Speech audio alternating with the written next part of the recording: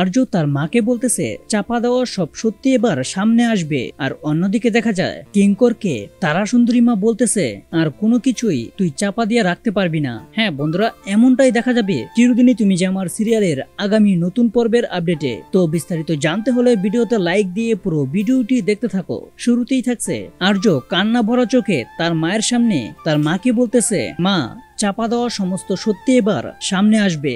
এই কথাটা বলার মূল কারণটা হলো অপনা সেদিন তার সঙ্গে রাজনন্দিনীর ওই ছবিটা দেখে ফেলেছিল। তারপর থেকেই অপনার মনে নতুন প্রশ্ন ঘুরপাক খাচ্ছে।